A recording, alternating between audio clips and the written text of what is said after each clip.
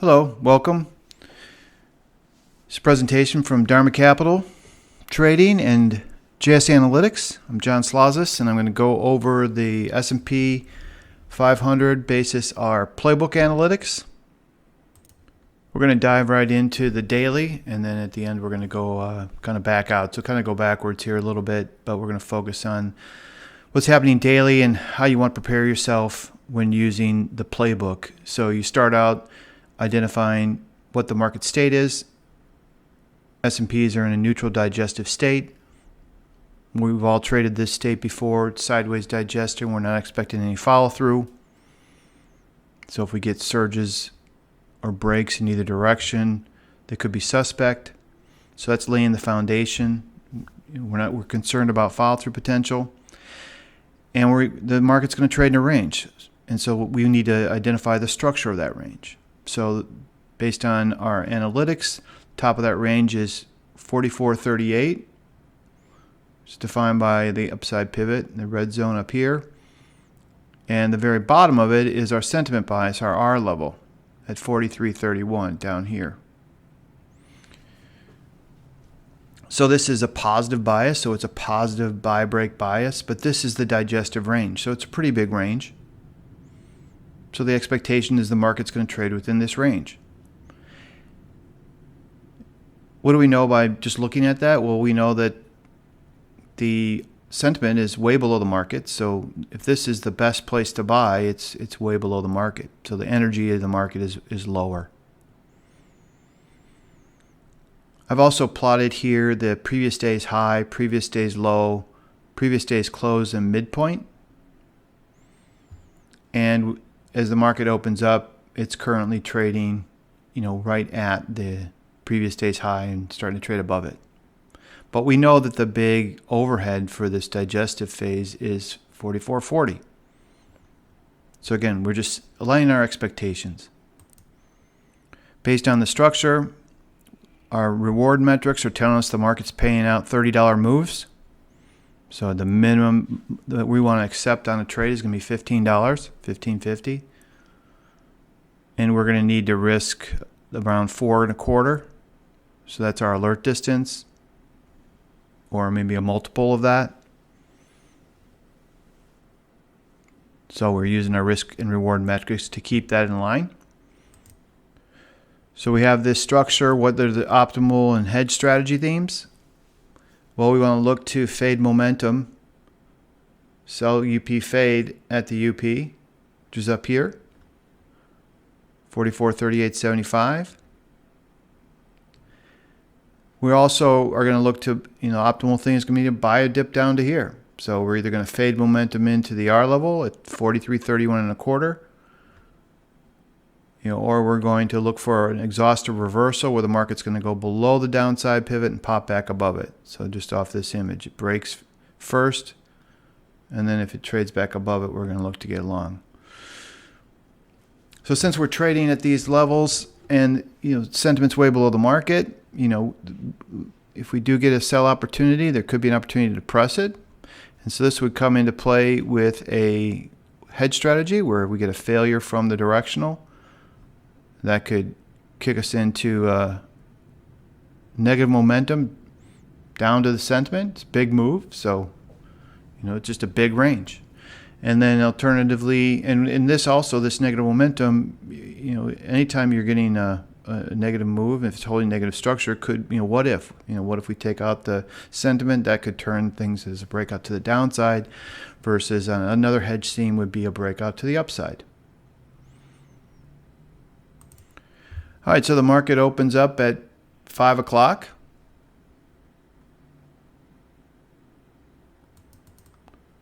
And we'll just, kind of scroll through here. Maybe you're trading overnight. You remember, you want to identify, the liquidity time zones. So overnight trading is going to be a little more sparse. I'm going to blow this chart up a little bit first.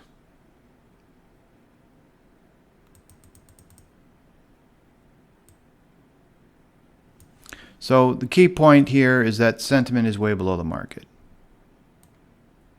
So we have that as a context. That's our context. Where's that market energy? I'm also going to now throw in our validation points.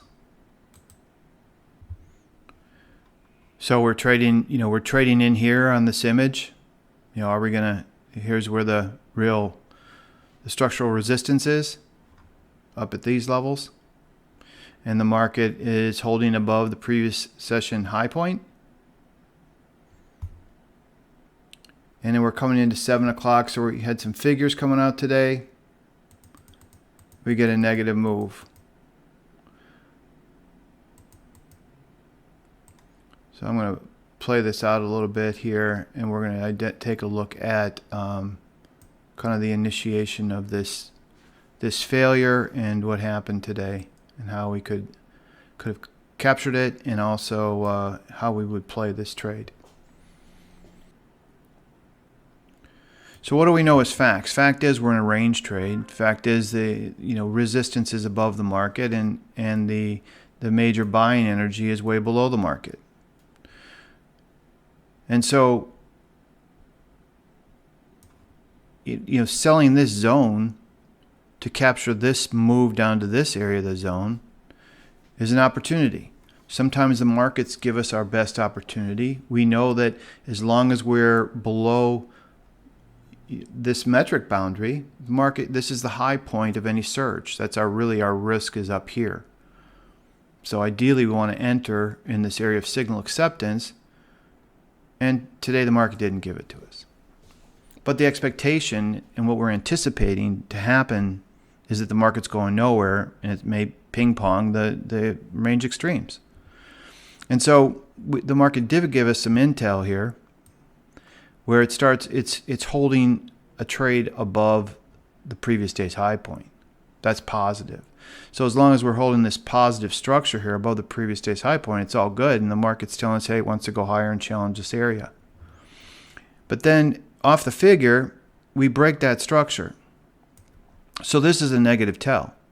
So now, if the market was going to start to, what does a market do in a digestive state? It can be the precursor to a breakout. That's a big, this is kind of a definition. Markets that are in neutral, they go sideways. But what else are they? Well, that's what they do before they bust out and make a move.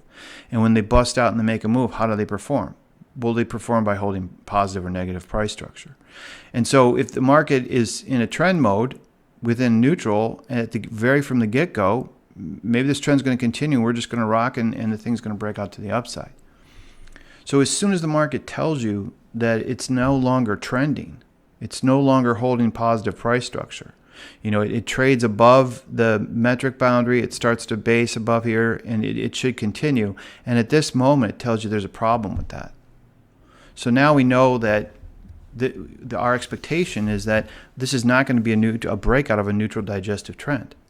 What's more likely to occur? What's more likely to occur is we broke structure here, and we're going to make a play for the lower boundary. And this comes into play with, and is validated when we can't hold above the previous day's high. Real simple. And we see how the metric boundaries, kind of come into alignment there. So I've gone a little more micro, and I've put up a tick chart so we could really kind of see the action of what's happening here. So off the figure, we get this big failure, dips down, we make a high here, and then we break structure here. Okay, so at this point, the market's telling us there's a problem with this underlying positive trend. It's not making higher lows, higher highs. So that just basically says, even if we rally and made a new high, that would be more suspect, because we're looking, is this market going to scale? Are we going to break out? The market's telling us here, no, it's not, and it breaks below the previous day's high and previous day's close. Doesn't hold below it, and we immediately pop back up. So was that just telling us that we're going sideways now, and we're going to kind of begrudgingly maybe make a play for the upside pivot? This is an important point here, right here. Okay, so we always look for price structure to align with the metrics. and market structure. And so this price point becomes key to, is this, are we now trending lower, watching lower highs, lower lows? Because we broke structure here. So after this structure break, what's the key price point for the structure break? This is. And so here the market starts to stabilize. And again, in trading, all we're looking for is the truth. And why? Because we want clarity. And when you get clarity, then you can act. And so this whole process of understanding the state, what's that context foundation, what's the structure of that state, that gives you the awareness that sentiment's below the market, and we're trading up here, and so now we're able to anticipate in the moment things that might occur. And when we get a break in structure, this gives us intel that says, hey, in real time, we know that the market's not trending anymore. There's a problem. It's starting to base here. Okay, maybe that's just a head fake, and now we're going to go sideways. Maybe this is going to be a boring day. And then the market can't breach this level. And it starts to trade back below the validation point, the CR+. That's a bit of an issue. Then at this moment, the market fails. So at this moment here, the market's telling us it's negative. There's a problem. It can't hold. It didn't stabilize here, and now we're back above the previous day's high and low. So at this point, we have awareness that there's a problem with this positive trend is being validated. It's not true, and we're at the top of this digestive range. What's more likely to occur? We're going to make a play for the lower part of that range. And so here, the market gives us, we get this failure and we get this retest here. And so at this point, we're sellers. As soon as we get awareness, we're sellers. When do we get awareness that this market's failing? And when we're looking at jumping on this train of momentum, what's our risk? Well, we know our risk is here. So that's our kind of our ultimate risk.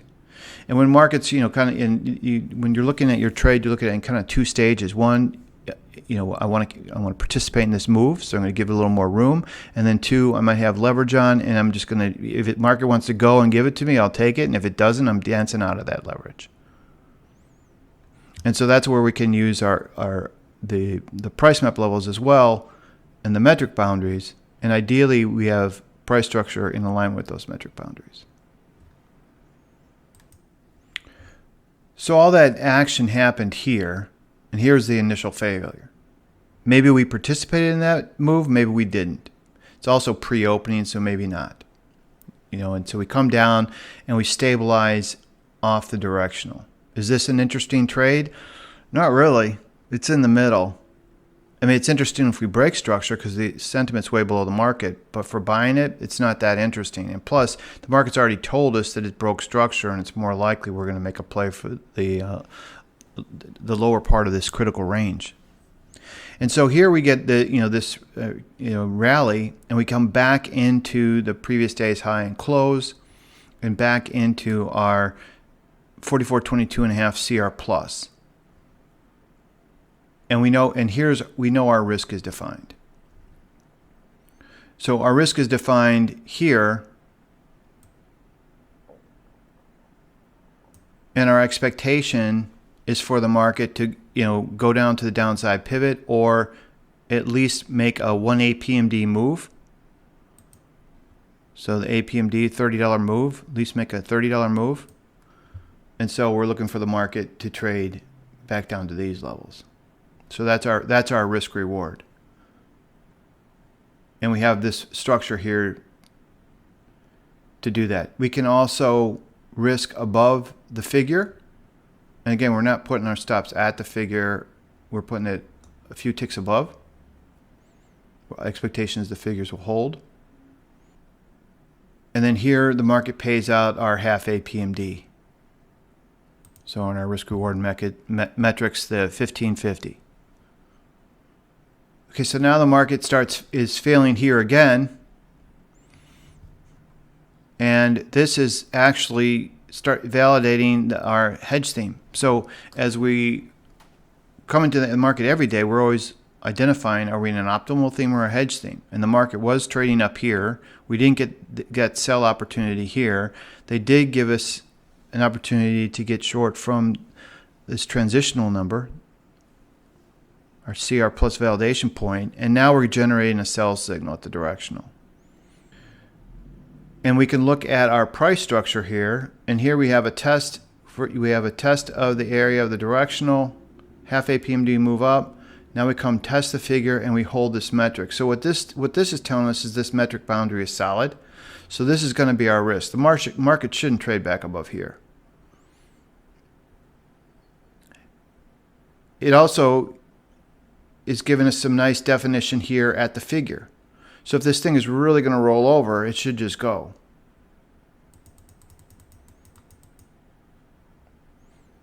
So here would be the so as the market comes here and fails and gives us this opportunity to sell into this area. So if we're selling the variance, we're selling near the figure, our risk is definitely above here, but we also have this price structure here because the expectation is this thing's going to start to trend and make a move.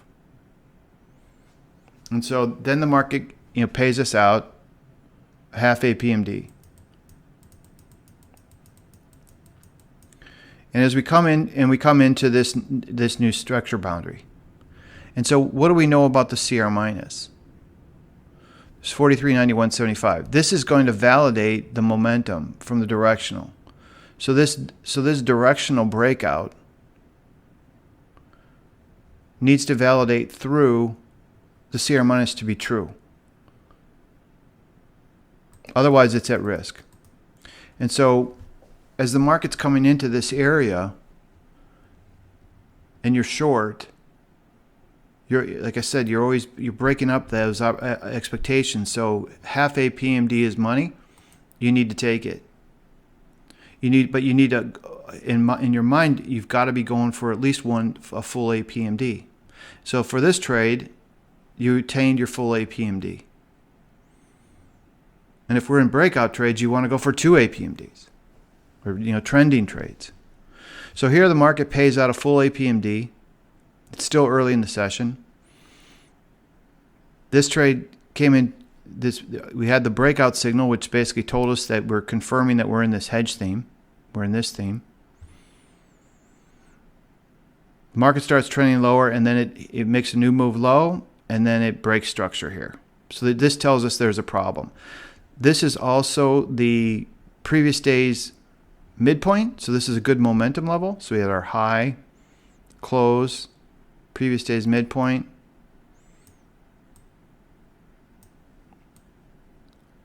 Previous day's low is coming in here in alignment with the DP. So we can use those as momentum levels as well. Let me just take off.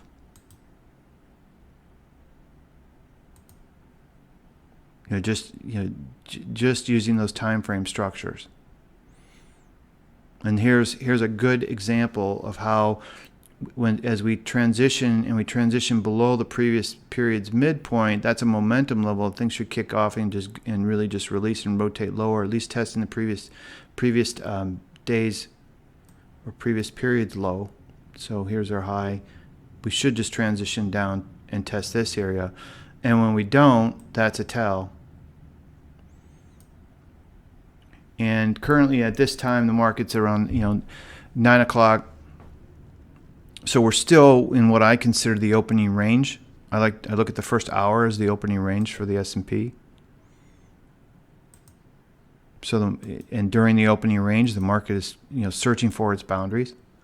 And so this market validates it wants to go, it breaks below the directional saying it wants to go lower, but it can't validate underneath the CR minus.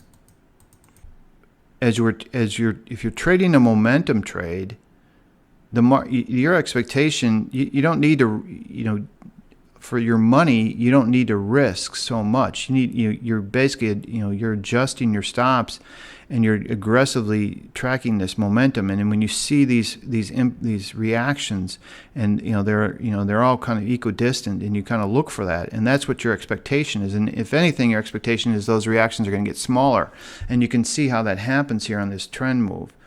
You start out with this bigger impulse, pullback, and then these pullbacks start to get smaller and smaller, and the thing just should collapse, and it doesn't, and now it breaks structure. So this is a tell that the momentum's slowing down, and there's a problem, and you need to get out of something. And then when the market trades back above the directional here, it's a tell that this thing's not ready to go. We're still neutral digestion. It's not following through. Now we stabilized off this CR minus. So the expectation is the market's not going anywhere, and we also know that sentiment's below the market, so that we're still, we have this underlying tone that the market wants to transition lower. That's the expectation. The market broke this structure here. The expectation is, if the market is trading below the directional, there's a problem, and this thing could make a play for the R level, and that could be some money. These critical range interior numbers, the market can digest within those ranges, and you can see how the directional can be choppy, especially when the market's in a neutral digestive state. But you can also see how those metric boundaries can work well, where here the market is telling you it wants to trend higher, it pushes here, pulls it all the way back to the low point of the directional. Personally, I don't like this trade, but let's say you're trading a system and your short-term momentum system is getting you long. What is nice to find is when you get a signal. Markets do this all the time. They press it to the extreme and they don't follow through. So anytime you get a break, in structure for a momentum move, especially when the market's in a non-trend state, the expectation is, hey, what if it doesn't follow through? What's the expectation? Well, where could it go to squeeze this thing? Well, it can come down to the bottom of the metric boundary. And then when you have the metric boundary that's in alignment with price structure, now you can really define your risk. So if you're sitting here at this moment, or even if you're sitting here and you're looking to participate in short-term positive move, which is definitely not my style, but it may be yours. This is helping you to define where's the breaking point. Where's the breaking point for this momentum off of this level to potentially transition back up to this area. So as a refresh on the critical range, we have our upside pivot and downside pivot are the key parameters, and that's they're right now they're with the R level, they're outlining the digestive boundaries of the neutral state, and when the directional is the midpoint of that critical range. And then we have these minor validation points within that interior, and then we have our extreme points outside the critical range.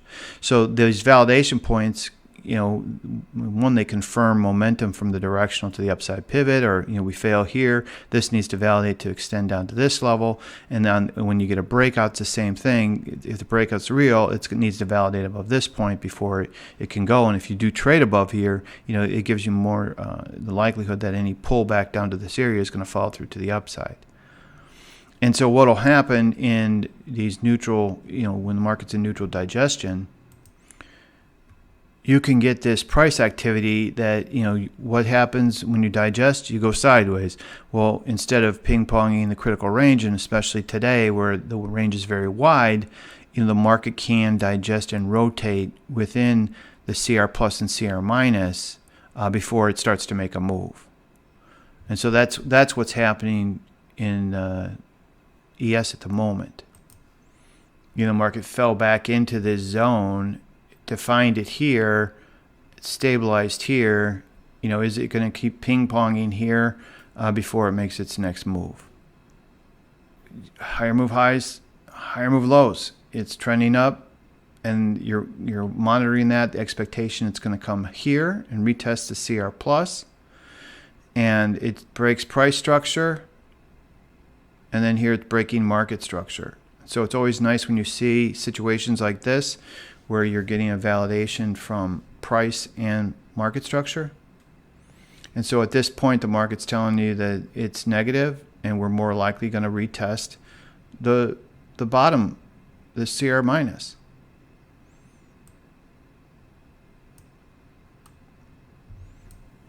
And then here's the big trade for the day. The market always doesn't give us money, but sometimes it does. And you definitely have to be quick, and it's all about having that awareness. So here is where the market gives us an opportunity to make some money. Because it it breaks out of that validation point, it confirms it, and then it pulls back to the figure and holds it and gives us a few minutes here to make a decision to get going. And selling the market here, what's my risk? Well, what I also have here is my previous period midpoint. And I have this price structure here. So I know this is kind of my absolute max risk. This alignment isn't that great, and this is absolutely the turning point. So depending on what kind of size you're putting onto this trade, it's a jump on trade, so you're going to spread it out. So the recommendation is to kind of spread that in three spots. So if we're selling the market here, we're risking above the figure, we're risking above the metric, and then we're risking above here. And the reason we're doing that is our target expectation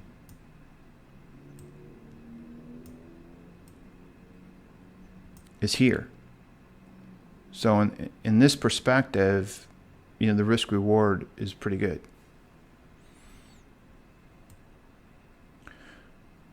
But again, on clarity wise, when at this point there's absolute clarity of what the market's telling us it wants to do. It tried to press it to the upside early. It fell into a neutral digestion and was rotating around the directional. And then it validates below the CR minus to tell us that this theme is the true theme, and where can it go? It can go to the R level.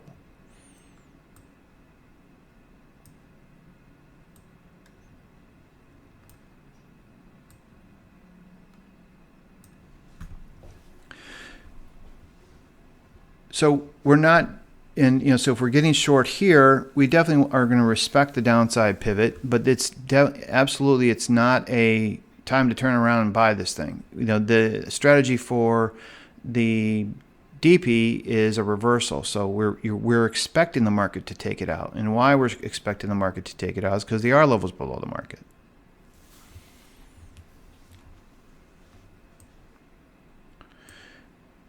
This is what our expectation is as well. So when we're getting this, this validation here, the market should just go. If at any time it's, not, and so we can be more aggressive with our risk management, in protecting any profits. But we absolutely are. The mindset is this thing's going to the R level. That's my story. I'm sticking to it. When the market's trading here at 43.90, our expectation it's going down to 43.31. And that's your mantra. It's going to 43.31. It's going to 43.31. How as long as the market is doing this, that's where it's going, and that's our expectation. And so, just as we're monitoring these price pullbacks, this price momentum, here we get the market to push into the DP. We're expecting it to go lower. Here it fails our metric. We have this is really clear of price structure and market structure break. We also have structure here, so we're giving us 2 points that we can lower, get more aggressive on our stop adjustment. And then the market continues lower and it validates below the CRX minus. So this is a validation below 43.62 that the market's really gonna, we're gonna get our target.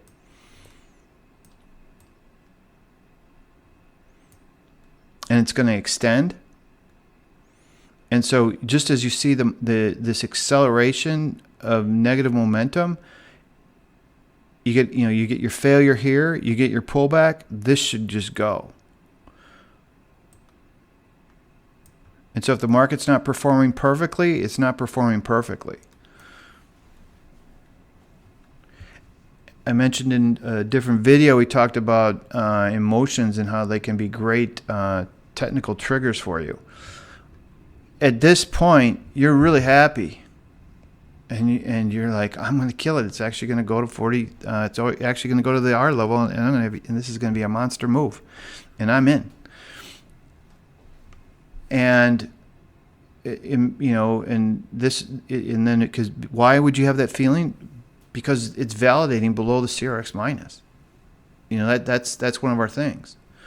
But when you take a step back and you look at this, this whole area on this image is, basically, kind of the top. The DP is really the top of this support base, right? It's just wide. We've had this big move in this stock market, and this whole area down here is actually the lower band, this big band of support. And so that's something to consider too, of how aggressive you want to be. Where the aggressiveness should be is on how you protect your dough.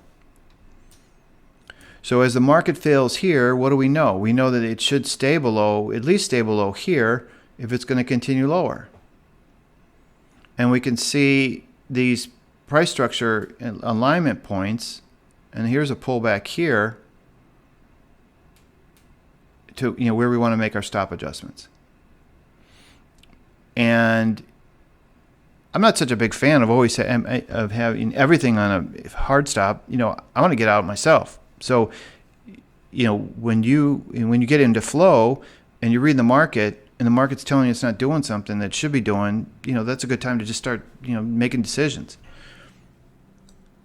And so, absolutely, this was a tell where it held here, it makes a new low, it should just release, and it doesn't, and then it breaks structure.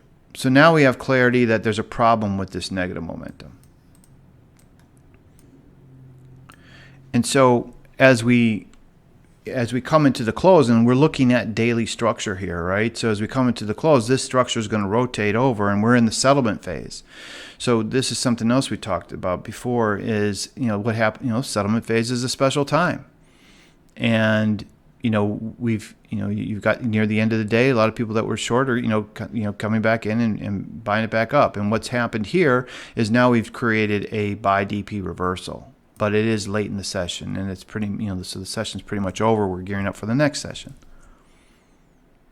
But this was the expectation at the start of the session that if we were going to get long, we either wanted to get, buy this thing at the R level, which they didn't get down there. But as the market's coming into this area, what's the expectation? We're looking for this buy DP reversal. So if this CRX minus is the extreme for the critical range, and we get a failure here, this is the initial reversal.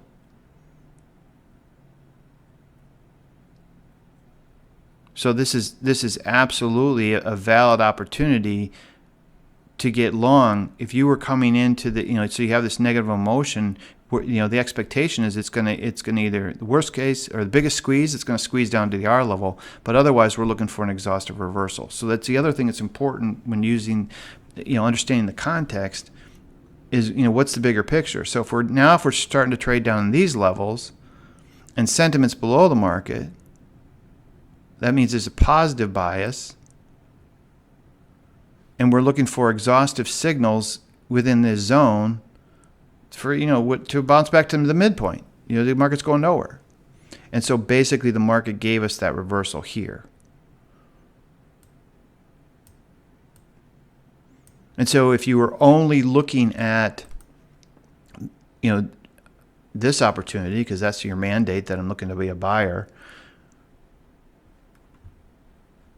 this was an opportunity here as a reversal where the market comes through, it validates lower, it gives you, it starts above it, goes below it and fails, and then it pops back above it, and it gives you this structure here to work with.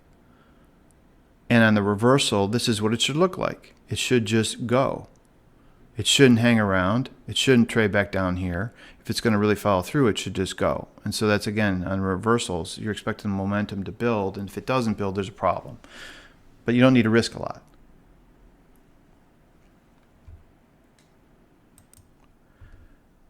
Let's take a look at today's action from a higher time frame. So we're going to look at the weekly.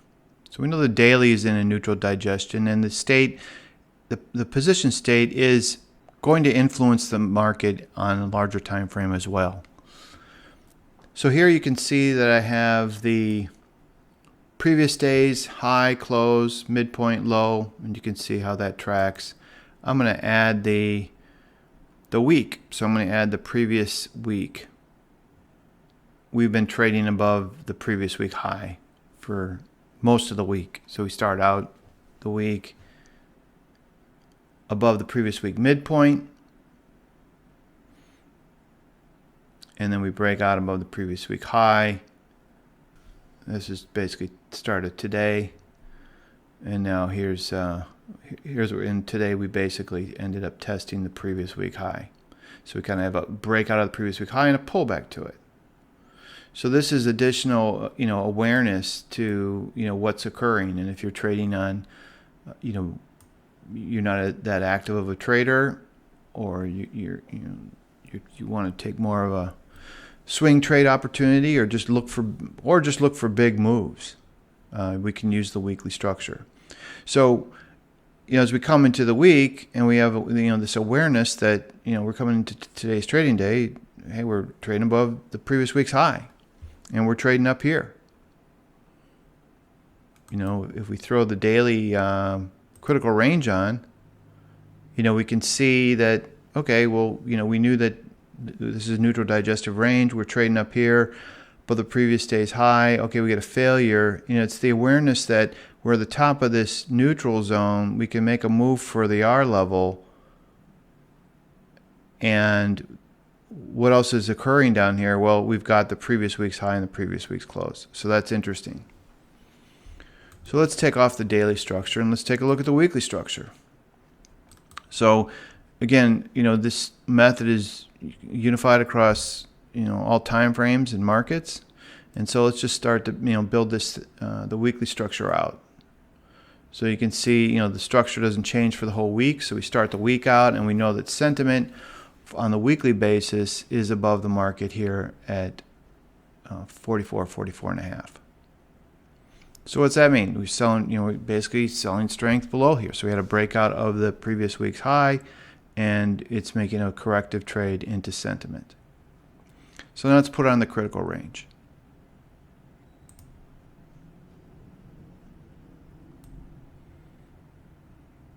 And then we're going to get into, how we can use this today. But again, we're just, setting the context. That's always what the important thing is, where's the context of what's happening. And so on a weekly basis, the market, opened up below the directional, and we can see that the market stabilized off the previous week's midpoint, which is just above the daily DP. Also turned out that session, it was also the previous day midpoint. And so that's always a good momentum level. So you can use that as a moment to be positive above here, negative below here. It's just a fact. Fact is, we're above the previous week's midpoint. And so then the market transitions through the directional and breaks out above the directional metric boundary and then above the previous week's high.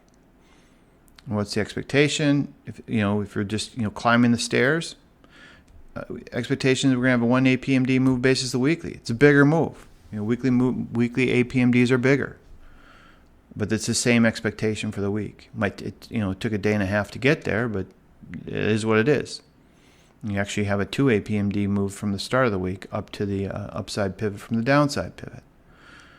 And so, basically in this situation here, the market's, negative energy is above the market. If the market's going to start trending lower, it should keep trending lower and it should stay below the directional. When it doesn't stay below the directional, where should it go? We have a retest of sentiment. And then also, observing this price action within the weekly structure gives you some insights. What's more likely to occur? So let's put our validation points up there. The CR plus is actually the R level for this week. And you can see, here's just climbing the staircase. It's, that when the market makes a turn here, it should stay negative and go negative, and it doesn't. And this is a tell that it's going to climb the staircase higher. And it comes up, tests the directional. You get a half APMD move back. Here you get, a breach of the figure, test of the metric boundary. We get a test of the CR plus, it stabilizes. This was the end of the session. And then you had the overnight session here. The market's stabilizing above this metric boundary where, and it's holding this positive structure. Where can it go? This was the tell here. Actually, even this transition here where the market stabilizes, expectation it could come up to this level. And then when we're breaking through the directional, you're actually this is really where the energy is, liquidity of the market is, where the market wants to go try to get to, and that's what it did. And it continued to kind of climb the stairs. Here is telling us it's positive, pull back to the CR plus, and then today we're making a push. We make a push into the upside pivot area, but we just don't get there. This becomes interesting here where the market is trading above the upside pivot. We know that it's coming in, this is a rally to sell. And here we get the news event that we had in the morning. But what's interesting is the pullback is the top of the weekly metric boundary, which is also in alignment with that daily high and the previous day's close, which is the point where the market needs to stabilize above it. It was stabilizing above the previous day's high point, and it broke below it, and then you have this extra confluence. But on the weekly basis, you've been trending higher. You're coming into a rally to sell, and now you get this event move that says no, and we break structure here, and we get the pullback. And what's the extreme of the pullback? It would be the top of the metric boundary. So this gives you some, this is really where the weekly gave you insight to start to participate in this move down to the downside from here, from this point, from this pullback, when the market reversed here and then started to fail. And then this becomes, as the market breaks here, this is your risk point. So I'm anything that I'm selling in this area, my risk is here. And my minimum expectation is at least it's going to come down to the CR plus. I'm looking for the market to come down to the directional, and then having to, we do have this, the previous week's high, which we would need to respect. And again, you have this event trigger here that says, nope, this is not going to work. It's not going to follow through. And then we get a break in structure here, which coincides with the daily. So it's a different, it's just a different view. And when you see the alignment, that's where the power is. So in this situation here, when we had this rejection, and it's not as clear, but it becomes clearer when that's the top of the weekly metric boundary, and we've been trending higher, and this is a rally to sell, and then we break structure. So then it becomes more clear. And we've also had this huge move for the week, a solid 2 APMD move. And typically, that's a good time for a pause. Here's a good way to start your day is to, obviously be aware of, where we are in the market in relationship to the previous period time frames. And then, how do the R levels match up? You're coming into the session, where's the weekly R? What's the relationship in the market to the weekly R? Then if we're coming into the market here, we're approaching it, and that's going to be kind of a gravitational kind of magnet for the market to get try to get to that liquidity. And what's happening on the day? Well, liquidity's down here, so we're coming into the session here, and this is positive, like we went over, and it just gives you, what does this tell us? It reinforces that neutral digestive market state. We got a little bit of conflict. We've got the weekly sentiment is above the market, and the daily sentiment's below the market. And so it kind of feeds on that. We're going nowhere, and we could fall back, and we're near the top of the range, and we could fall back to the bottom of the range.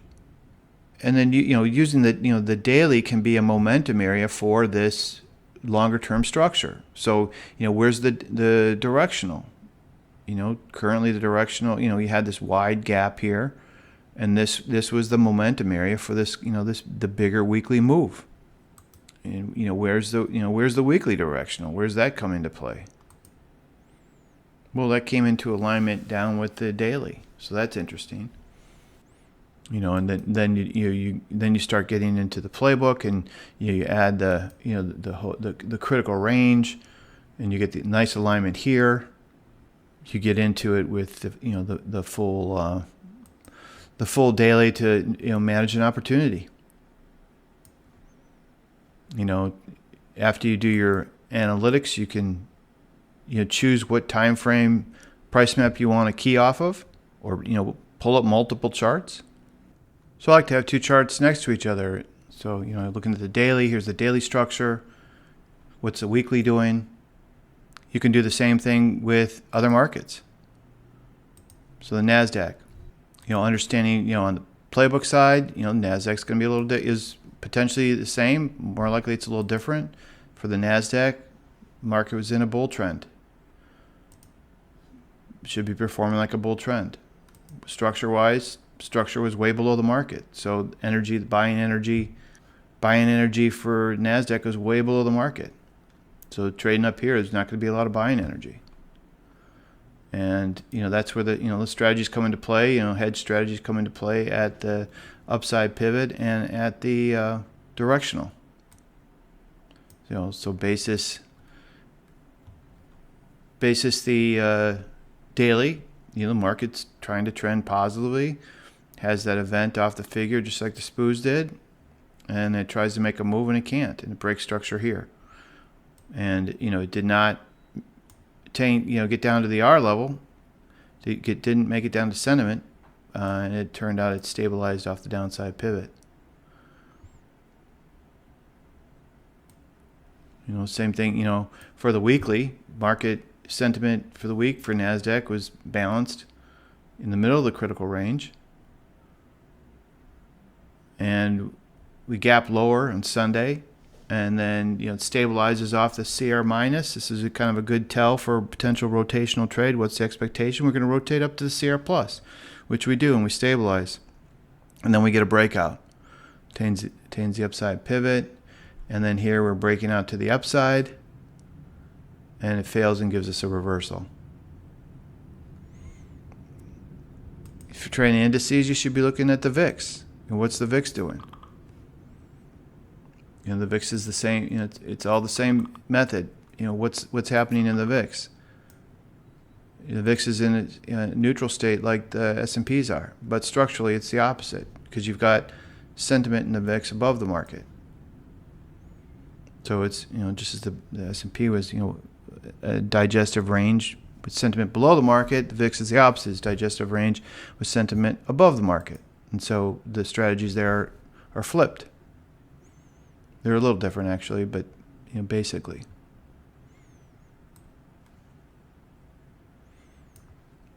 So it's absolutely the opposite. The VIX opens up below the directional.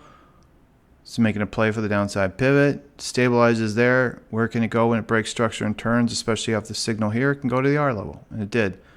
So this is absolutely classic action here. You're completely getting the whole range of the neutral state. And what's that look like on a bigger picture? So understanding that on a weekly basis for the VIX, the market is at sentiment. It's pressing into sentiment, and that's here. And it also gives you some insight to this little dip underneath there, because you have daily sentiment, daily downside pivot just below it. And then it gives you additional insight to the rejection here, because you've got alignment with the daily here. And absolutely using those in tandem while you're trading the S&P. So these are the facts. It is what it is. Trading is complicated, and there's different layers to it. But the main thing is just getting into that, improving your awareness, understanding, the context of the market, whatever market that you're trading, the market color grid is going to support you. This is our new market grid. It's got, it's based on sectors. So you've got the S&Ps, NASDAQ, Dow, Russell, and you've got the corresponding ETFs. And you got some of the spiders and the different international indices. And we get into interest rates, both the futures and some ETFs. We've got the European interest rates, energies, metals, currencies, and forex, and then the different commodities, grains and meats and softs. So kind of a complete focus there for the futures in the new market grid. And you can pull them up on the futures grid, and if you want to look at stocks or the crypto. But get the context, understand what the market state is.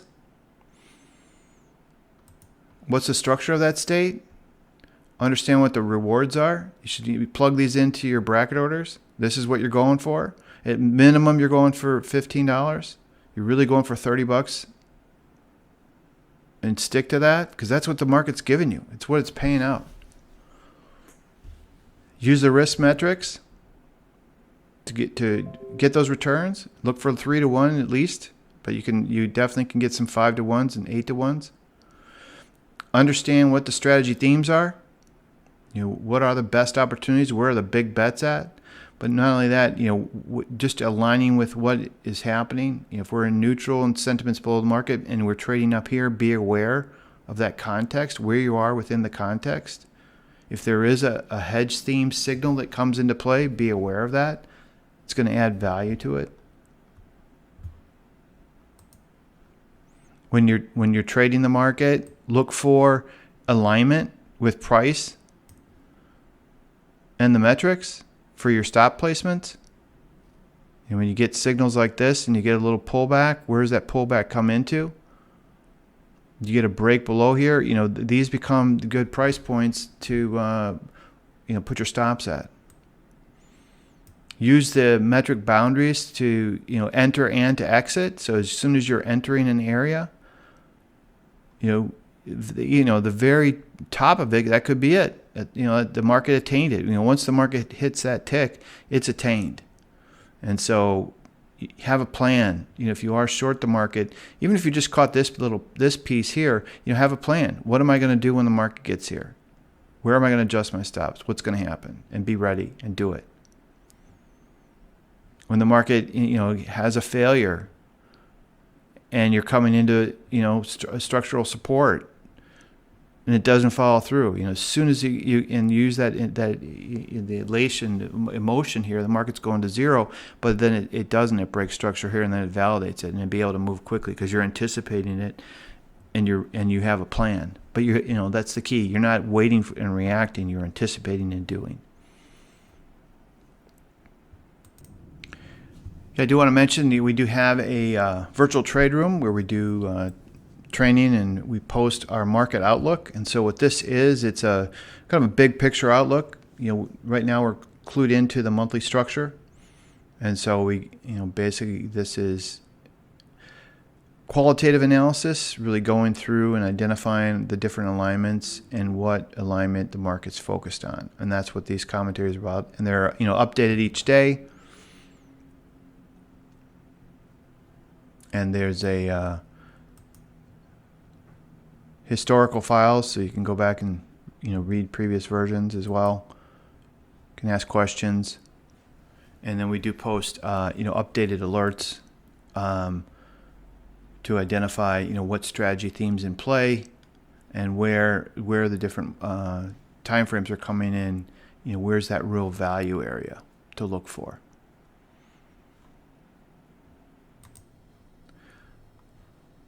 So if you haven't done so already, come to the website, dharmacapital.trade, and register. You can take our complimentary assessment, and if you want to test drive, if you don't have these tools, you want to test drive them, you can come here and you can sign up for a 2-week trial.